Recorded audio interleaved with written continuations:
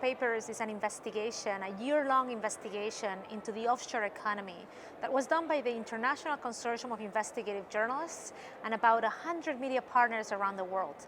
We looked at how the elites use tax havens to evade taxes or other purposes, and we exposed the names of politicians, billionaires, and celebrities who use this parallel economy.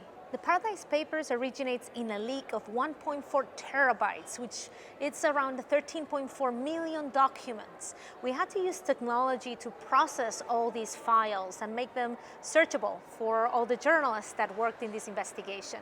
So we first tried to process all the data, make the documents searchable, put them in the cloud in a secure website that only our reporters could access so that they could search for the documents and then download the documents, make their research, and at the same time, we also had another platform to visualize the connections of the people who were mentioned in the leak. Ultimately, we also had a platform so that our reporters could share all the information that they found so that we could do even a better investigation. We mostly used open source technologies because we really believe in getting what's out there already and building on top of that. We used technologies mostly from Apache, like Apache Tika, Apache Solar, but also technologies like Talend or Neo4j for a graph database, which we put behind a graph visualization database called Linkurious. Processing 13.4 million files is very complex. It takes a lot of time, and most of the time is spent in processing these files because we had emails which are easy to process, but we had a lot of PDFs and images. So optical character recognition was a key part of what we had to do. This is behind the scenes work that goes before anybody searches into the documents.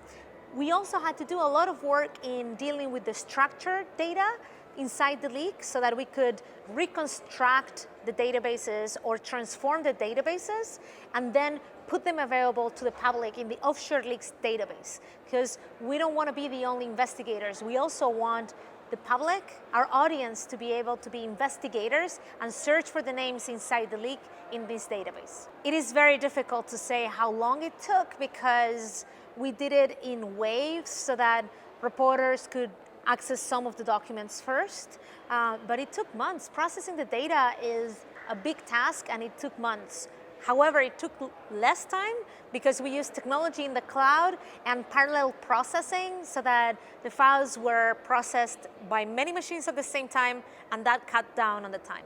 It would be impossible to process data like the Paradise Papers or the Panama Papers, which we're talking about millions of files. It would have been impossible to do without technology.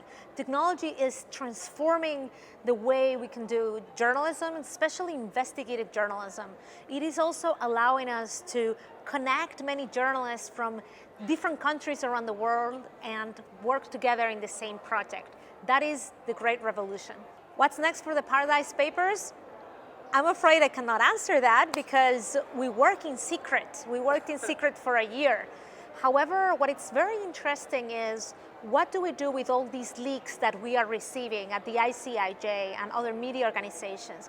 How can we use technology to preserve these documents and keep them searchable so that they can expose corruption for decades? The work we do at the ICIJ has been completely transformed by the use of technology.